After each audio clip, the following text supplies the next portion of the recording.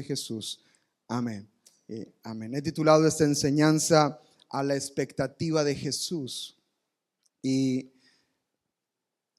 la Navidad y recordar la Navidad nos recuerda este acontecimiento de la historia, este momento de la historia donde habría de nacer el Mesías, el Salvador.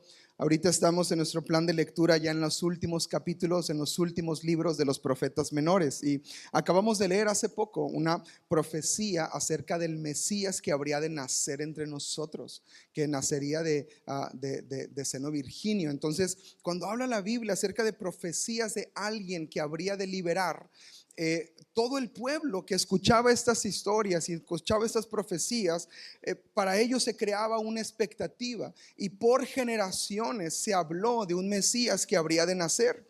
Y es impresionante ver toda la cultura que hay alrededor de la espera del Mesías. En las sinagogas se preparaba un lugar, una silla especial, donde si algún día el Mesías se habría de aparecer, pudiera sentarse en ese lugar de honor y enseñar la palabra.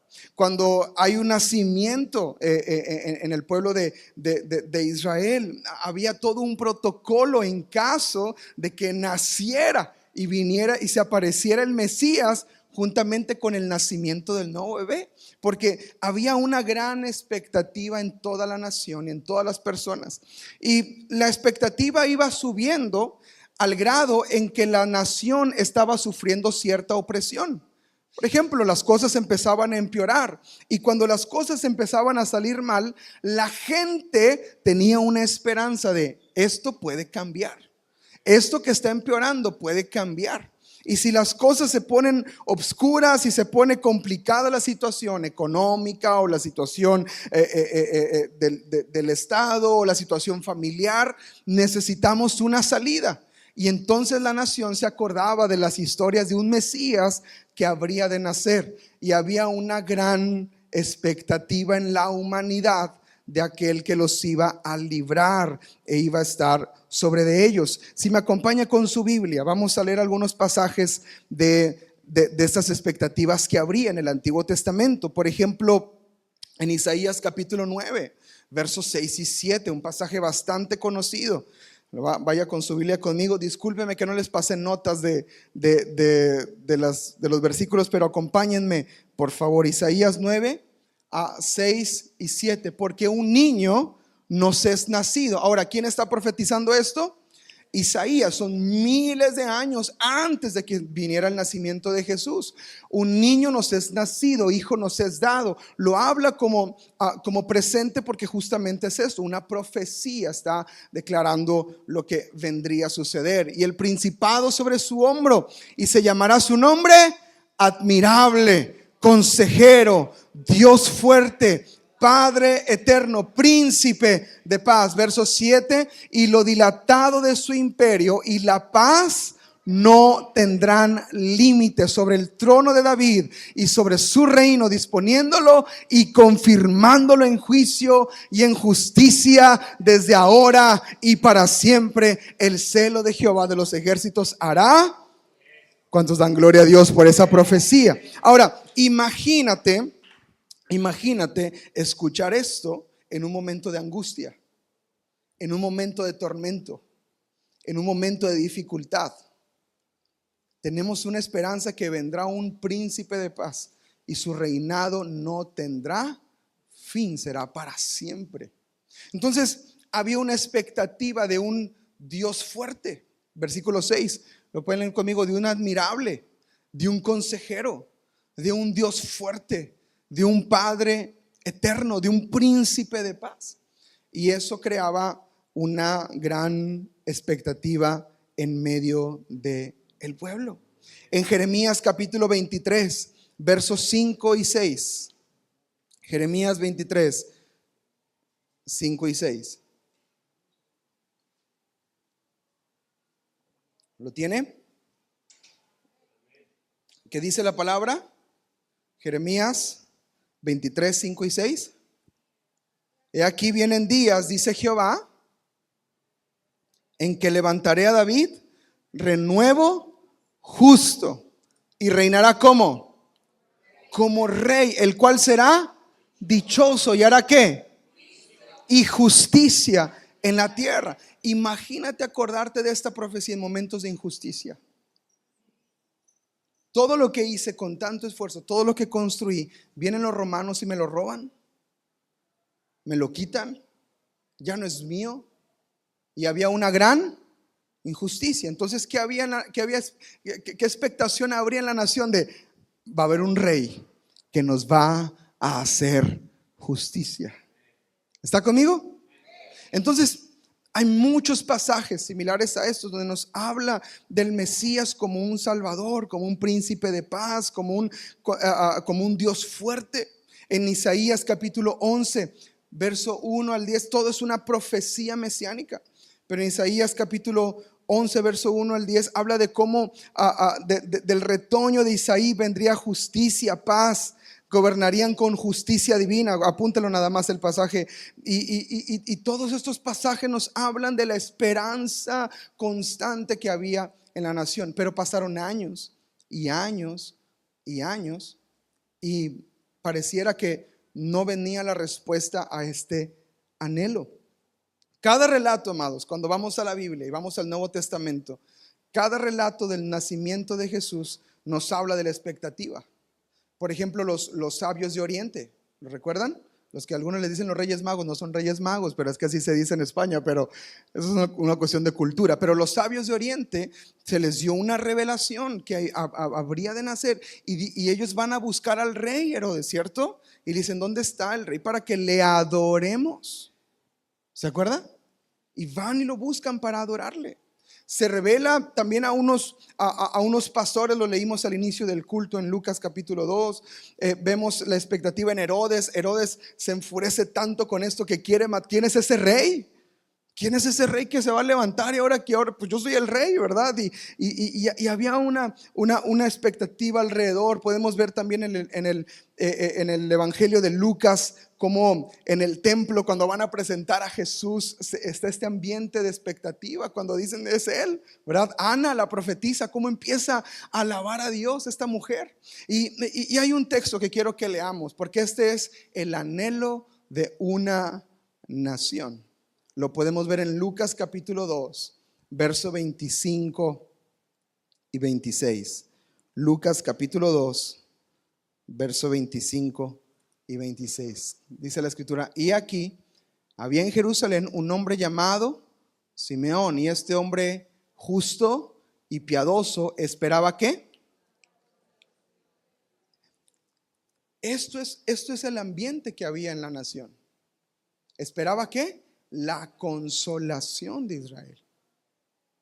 Si usted lee el Antiguo Testamento, que es lo que hemos leído en el plan de lectura durante todo el año, usted se va a dar cuenta cómo constantemente Dios les decía que los iba a restaurar, que los iba a levantar, que iba a hacer la obra en ellos. Lo ha leído, ¿verdad? Qué impresionante es esto, porque esto es lo que ellos creían constantemente. Y yo haré resplandecer mi rostro sobre ustedes. Y este hombre llamado Simeón, él esperaba eso. Dice: Señor, ¿cuándo será el día que brille tu rostro sobre nosotros? Esperaba la consolación de Israel. Y si seguimos leyendo, dice la escritura: y el Espíritu Santo estaba sobre él. Y eso es clave para la revelación.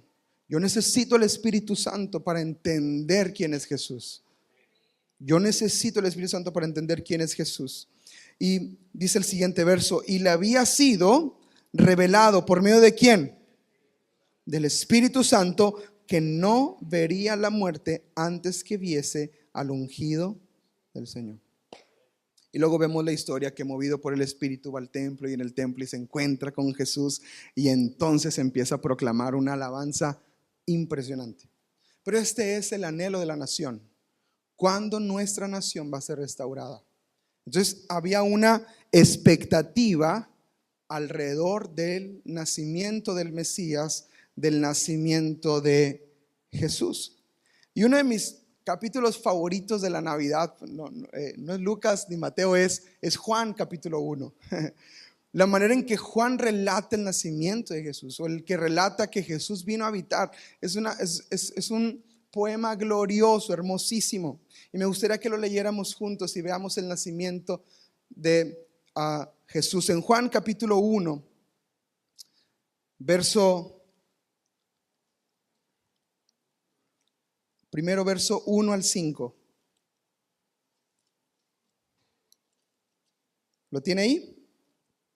Juan capítulo 1, verso 1 al 5. En el principio era el verbo, y el verbo era con Dios, y el verbo era Dios. Este era en el principio con Dios. Todas las cosas por Él fueron hechas. Todo ha sido hecho por Él, fue hecho. Dice, en Él estaba la vida, y la vida era la luz de los hombres, y la luz en las tinieblas resplandece, y las tinieblas no prevalecieron contra ella. ¿Alguien le da gracias a Dios por Jesús? Hay un cuadro que me gusta muchísimo. Creo que lo puse en la presentación. Si no, me perdonas, Roger. Pero es un cuadro del año 1600 que lo tengo aquí apuntado. 1646. Es un hombre llamado Rembrandt de Francia. Y este cuadro se llama. ¿Sí está o no está? ¿No está? Una disculpa. Este hombre lo que hizo fue que pintó. Te voy a pasar el dibujo por la primera vez. Pintó el nacimiento de Jesús, pero este hombre jugaba muchísimo con las sombras y con las luces en sus pinturas. Y él dibujaba siempre a manera de arte hermosísima las tinieblas, la oscuridad que rodeaban, y donde está Jesús una gran luz que resplandecía. Amados, este cuadro representa lo que estaba sucediendo justamente en ese momento. El momento de gran tinieblas estaba resplandeciendo la luz. Dice la escritura ahí en Juan capítulo 1, dice la luz, verso 5, la luz en las tinieblas resplandece, y las tinieblas no prevalecieron contra ella. Esa es la esperanza de la luz.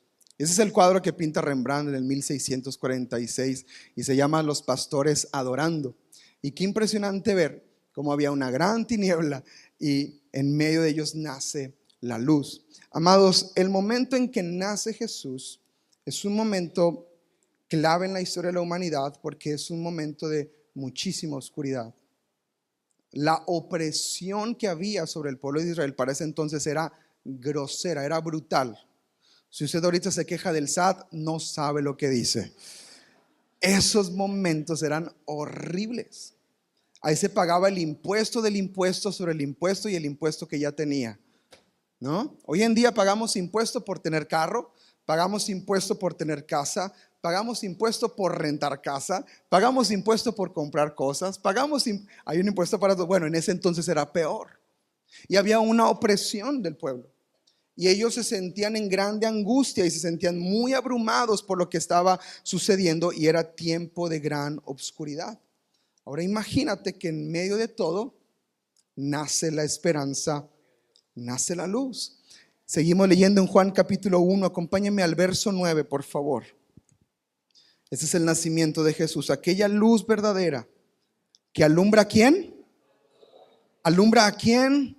A todo hombre que dice, venía a este mundo. Verso 14, y aquel verbo fue hecho carne y habitó entre nosotros, y vimos su gloria, gloria como del unigénito del Padre, lleno de gracia y de verdad. Alguien le da gracias al Señor porque Él vino a habitar en medio de nosotros. Gracias, Jesús.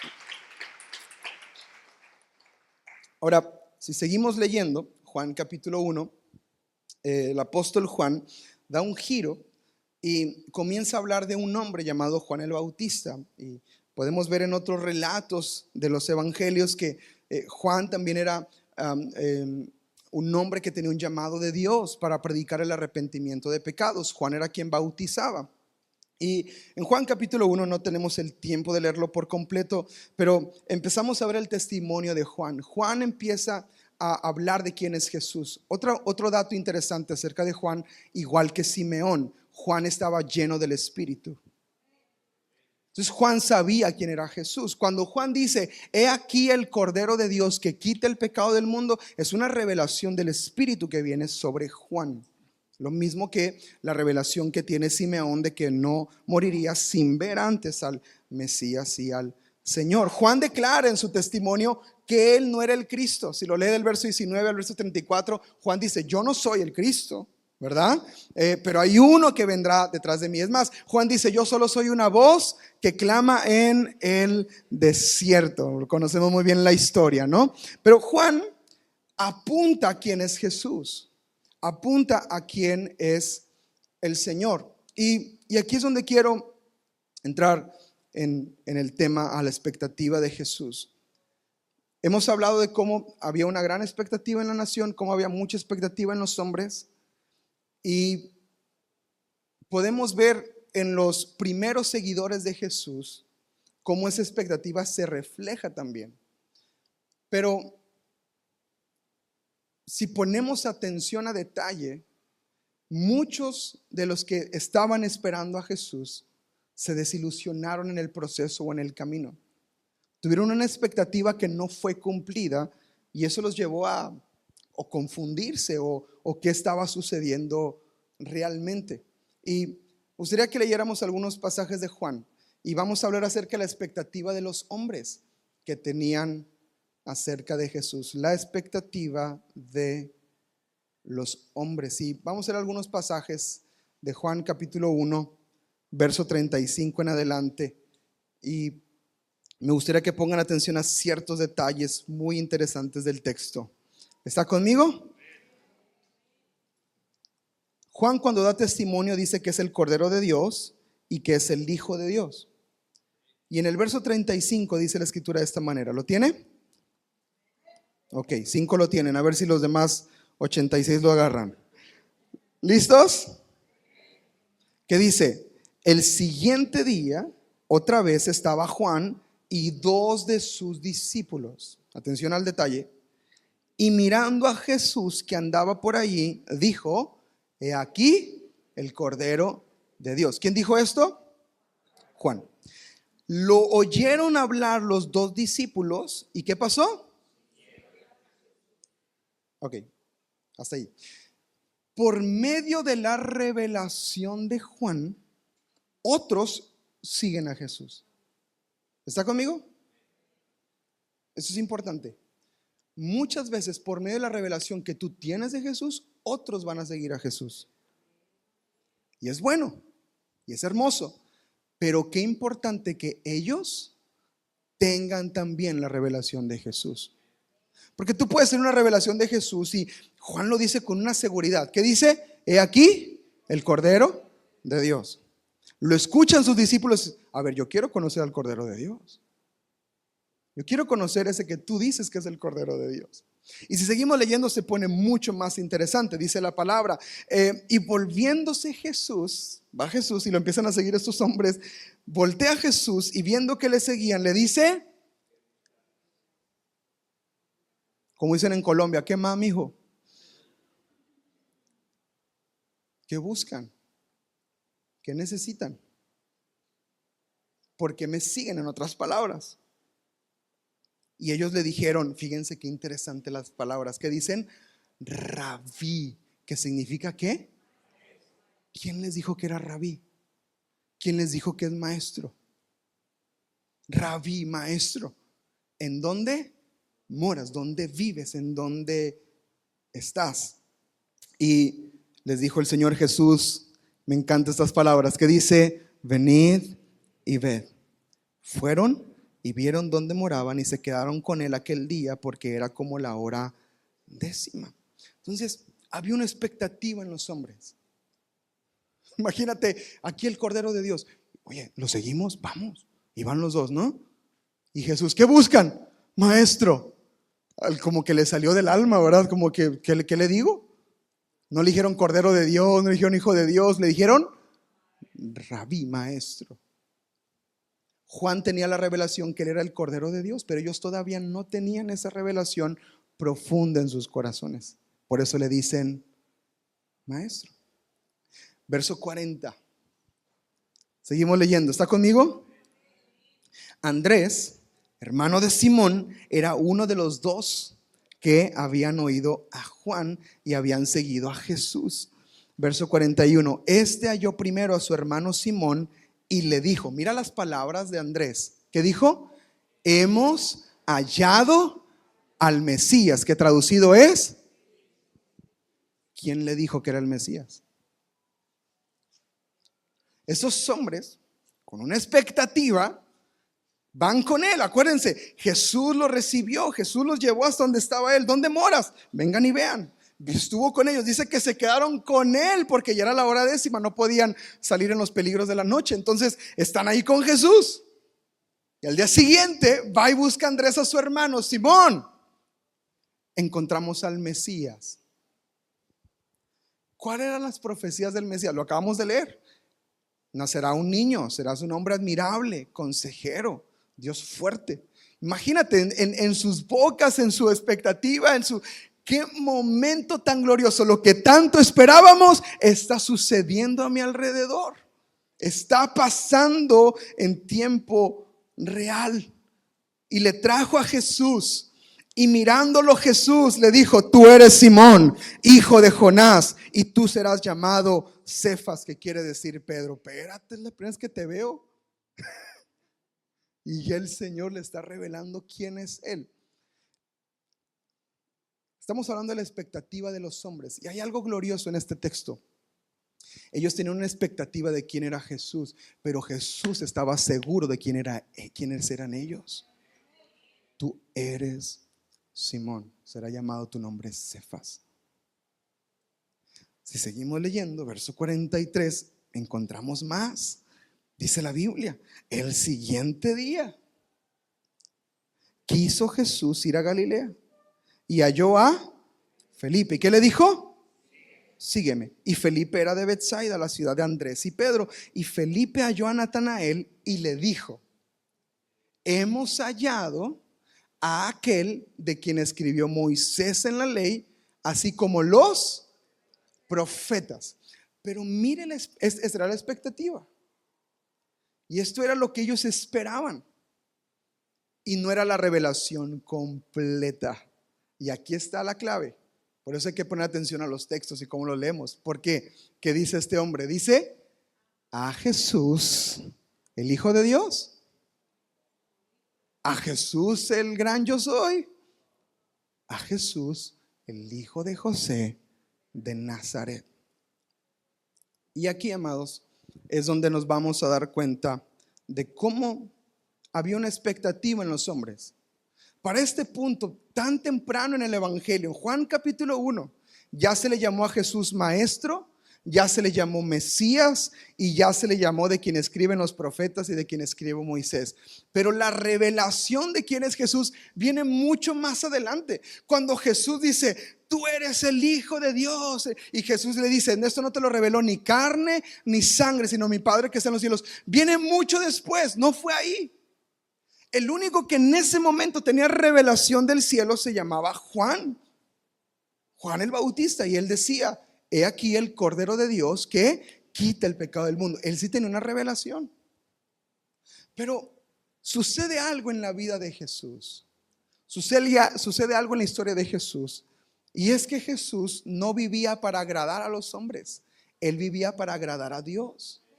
Y él decía que todo lo que su padre hiciera, viera hacer a su padre, él también lo hacía. ¿Y por qué es importante recalcar esto? Porque en el paso del tiempo la expectativa de los hombres comenzó a decaer y se empezaron a desilusionar al darse cuenta que a lo mejor Jesús no era lo que esperaban. Es más, en este mismo texto, cuando están diciéndole ahí a Natanael, ¿verdad? En el verso 46, Natanael es el primero en menospreciar a Jesús. El verso 46 dice, Natanael dijo, ¿de Nazaret puede salir algo bueno? Yo soy de un pueblito que se llama Vallehermoso, Tamaulipas. En mi pueblo hay una frase que dice, ¿de Vallehermoso podrá salir algo bueno? Aquí está su pastor. No, pero no es para que aplaudan. Es para que digan, ay, pastor, pues sí, pues hay esperanza. Se emocionaron. Y Natanael es el primero. ¿De Nazaret? ¿El Mesías de Nazaret? Y esta expectativa comenzó a desmoronarse en muchos. Es más, en Juan, que tenía la revelación, he aquí el Cordero de Dios, en capítulos posteriores, eso lo relata Lucas, Juan manda, algo pasa con Jesús y Juan manda a sus discípulos, vayan y pregúntenle, ¿eres tú el Cristo o esperaremos a otro? Espérame, hey, tú dijiste que él era el Cordero de Dios que quita el pecado y ahora estás dudando si eso no es. ¿Por qué las expectativas del pueblo y de los hombres se rompen? Le voy a decir por qué. Porque Jesús no era lo que esperaban. Y llamarán su nombre admirable, consejero, Dios fuerte, príncipe de paz. Y ven a un hombre joven. Tengo 33 años. Jesús tenía 3 años menos que yo. 30 años. Ven a un joven allí enseñando, amen a sus enemigos, perdonen a los que les hacen daño. Uy, no, este no es. Me equivoqué de iglesia. Yo quiero la iglesia que consume con fuego, aleluya. ¿Qué está pasando? ¿Eres tú o esperaremos a otro? Ahora, Jesús se manifestaba de maneras impresionantes. Los fariseos, cuando van a él, y Jesús hace milagros delante de él y le dicen, dinos ya si eres el Cristo, dinos si eres el Mesías. Lo están viendo. Pero dinos, ¿eres el Hijo de Dios? Se los he dicho muchas veces, se los he mostrado muchas veces y no quieren creer. ¿Qué esperaban de mí? ¿Que viniera con una espada y agarrara a espadazos a los romanos? Yo creo que muchos dijeron, sí, eso es lo que queríamos. Queríamos guerra. De los seguidores de Jesús había hombres que eran entre ellos violentos. Y ellos querían lucha, querían pelear. Entonces vemos cómo la expectativa comienza a desmoronarse. Verso 47 dice la escritura: cuando Jesús vio a Natanael que se le acercaba, le dijo: he aquí un varón, un verdadero israelita en que no hay engaño. Qué impresionante. Le dijo Natanael: ¿de dónde me conoces? Respondió Jesús y le dijo: antes que Felipe te llamara, cuando estabas debajo de la higuera, bien acostadote haciendo nada, te vi, dice el Señor. Respondió Natanael y le dijo: ¿qué? Rabí, tú eres el Hijo de Dios, tú eres el Rey de Israel. Es hermoso, pero es una expectativa que él tiene. Me dijo quién soy, me dijo dónde estaba, me dijo que no estaba haciendo nada. Eres el Hijo de Dios. Pero estas palabras son interesantes. Eres el Rey de Israel. Entonces hay una expectativa en ellos, hay una lucha en ellos de no es, ¿qué va a hacer? Nos va a liberar, va a pelear por nosotros. Pero esto solamente es una expectativa de ellos, no es una revelación. Y si seguimos leyendo el texto, dice la escritura en el verso 50: y le dijo Jesús: respondió Jesús y le dijo: porque te dije, te vi debajo de la higuera, ¿crees? Cosas mayores que estas verás. Y le dijo: de cierto te digo, de aquí en adelante verás el cielo abierto y a los ángeles de Dios que suben y descienden sobre el Hijo del Hombre. Entonces, Maestro, Mesías, Hijo de Dios, Rey de Israel, son nombres que se le dan a Jesús, pero son más adelante en la historia que viene la revelación de Jesús y de quién era realmente.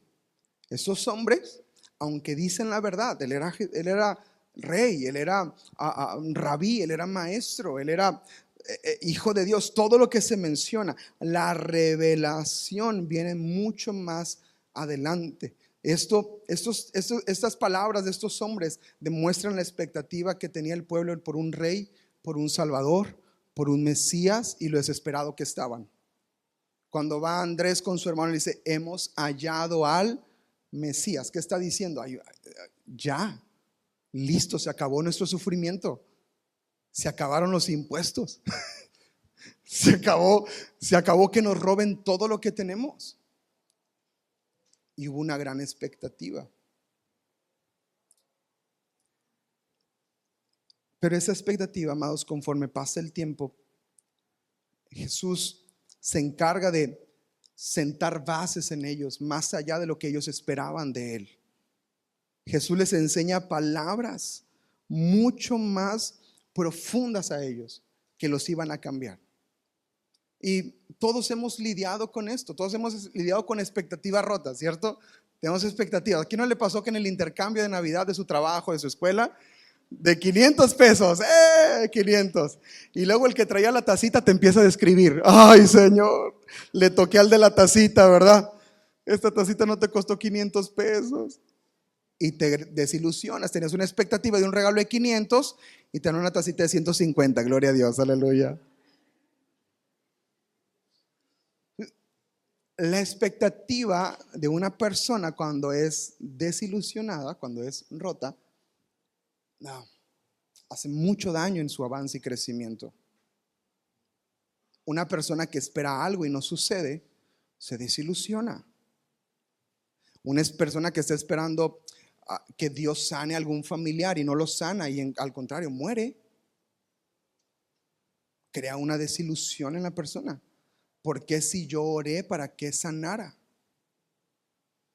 ¿Por qué si yo le pedí a Dios que restaurara mi vida, no lo hizo? ¿Por qué si le pedí a Dios que restaurara mi familia, no restaura mi familia? ¿Qué está pasando? Porque tengo una expectativa que no se cumple. Yo esperé que sucediera esto y no sucedió.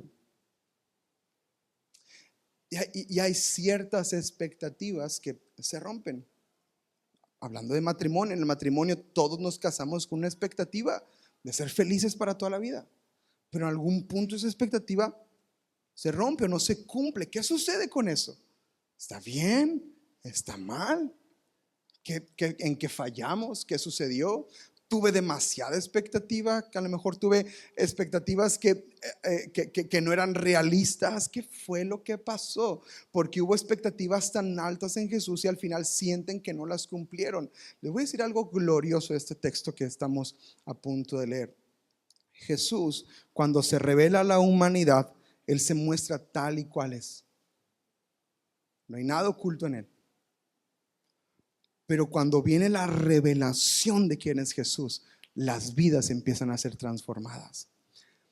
Escucha, iglesia, no es lo que esperamos de Jesús, es lo que nos ha sido revelado de Jesús lo que nos cambia y transforma. No es lo que espero. No se trata de lo que espero. Conocer realmente a Jesús va a superar siempre mis expectativas. No se trata de: es que yo espero que Jesús sea el que me sane cuando esté enfermo, que Jesús sea el que me haga justicia cuando me hagan injusticias, que Jesús sea el que, espérate, no es tu bombero, no es tu genio de la lámpara. Es el Rey de reyes y Señor de señores, sentado en autoridad, en trono, en justicia y en gloria para siempre. Ese es el Señor. Entonces, alrededor de Jesús comenzamos a ver un recelo de las personas y cómo empiezan a dudar de Él. Más adelante, los mismos hermanos de Jesús dudan de Él, y Jesús no puede hacer ningún milagro en su ciudad porque faltaba fe, faltaba honra a Él. Ese no es Jesús, el hijo de José. Ese no es Jesús, el hijo del carpintero. Y están con esta lucha dentro de ellos, y no reclaman y no reconocen y no dan honra diciendo quién realmente es Jesús. Los fariseos rechazándole una y otra vez y juzgándole por lo que hacía, por lo que decía o no decía. Por eso la Biblia en Juan capítulo 1, verso 10 y 11 dice estas palabras. Juan capítulo 1, verso 10 y 11. Dice la Biblia así: en el mundo estaba, y el mundo por él fue hecho, pero el mundo no le conoció. A los suyos vino, y los suyos no le recibieron. Cuando Jesús no cumple las expectativas de quién era, cierran su corazón y no reciben a Jesús. Y comienza un rechazo hacia Él. Es que yo creí que Él era el que me iba a ayudar y no me ayudó. Es que yo creí que Él era el que me iba a librar de este problemota en el que ando metido y no me ha sacado. Es que yo creí que Él es el que iba a hacer. Y se da cuenta que lo único que estamos haciendo es poner a Jesús a nuestro servicio y a lo que me haga, a lo que me diga, y no lo que yo estoy dispuesto a darle a Jesús. No a lo que yo estoy dispuesto a hacer para conocer a Jesús. Es muy diferente. A los suyos vino y los suyos no le recibieron.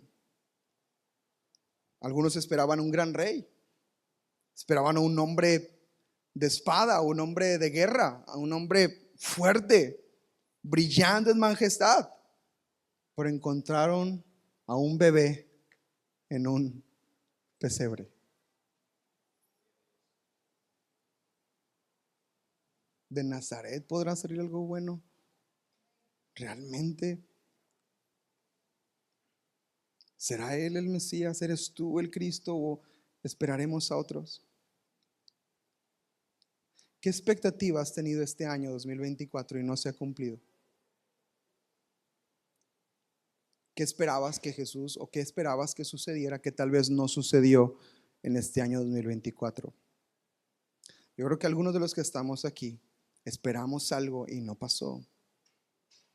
Esperamos que o iniciamos algo y no resultó como esperábamos que iba a resultar. ¿Qué expectativa se rompió en este año y no se cumplió? ¿Qué esperabas que tal vez el Señor hiciera por ti, tal vez no sucedió?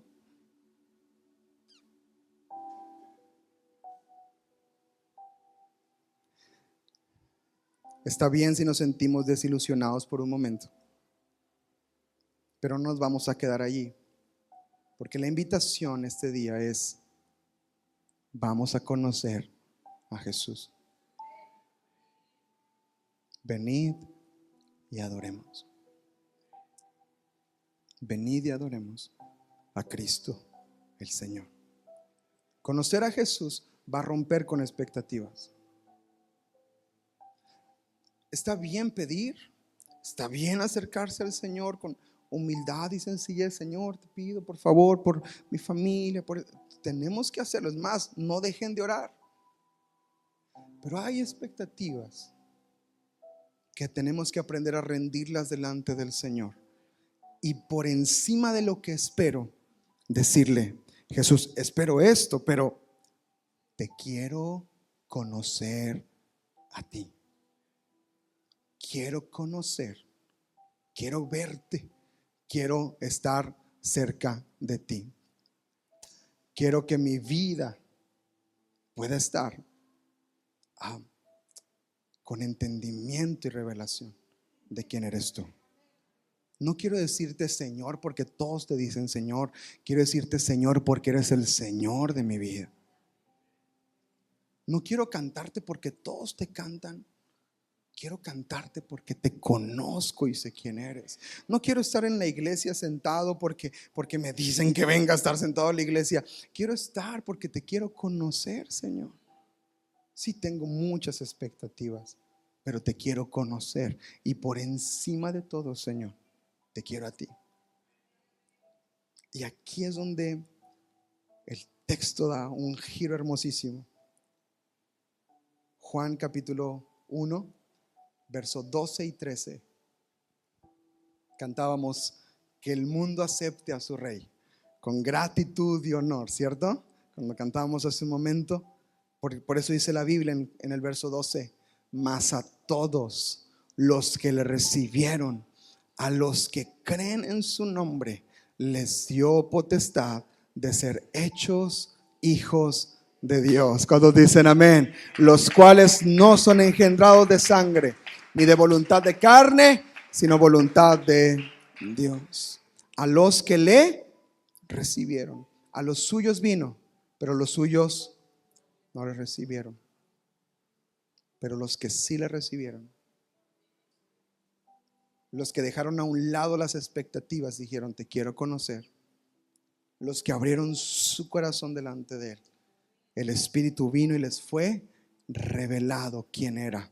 Jesús, tú eres el Cristo, el Hijo de Dios. Y por eso podemos decir, amados, en esta tarde: Señor, más allá de lo que puedas hacer por mí, te quiero conocer. Ahora, cuando conocemos a Dios en su revelación a nuestras vidas, amados, no hay nada más que necesitemos. Lo conocemos como nuestro sanador, lo conocemos como nuestro ayudador, lo conocemos como nuestro proveedor, lo conocemos como el que nos sostiene. Leemos el texto que dice: tú eres el dueño del oro y de la plata, ¿verdad? Hace poco estábamos en un museo, mi esposa y yo, y en el museo tienen una exhibición de oro, de plata, y todo está incrustado en la tierra. Durante cientos de años, miles de años se va formando todo esto. Amados, es Dios quien forma eso. Por eso la Biblia dice que Él es el dueño del oro y de la plata. Él es el proveedor. Él es el que lo provee todo. Él es el que abre la puerta para que te vaya bien. Él es el que está contigo para que te autoricen ese crédito. Él es el que está contigo para que te sostenga en el momento de angustia. Él es el que está contigo cuando sufres y lloras y nadie más llora contigo. Él es el Señor que está en medio de nosotros, admirable consejero, Dios fuerte, príncipe de paz. Él es el que nos ayuda a establecer ese negocio que tanto hemos orado para que funcione y levante. Él es el que está con mi familia cuando no sé cómo instruirlos y enseñarles. Él es el Señor que está en medio de nosotros por una razón, porque le hemos dicho: ven, Señor Jesús, a mí. Ven a mi vida. Y quiero que se pongan de pie en su lugar, por favor.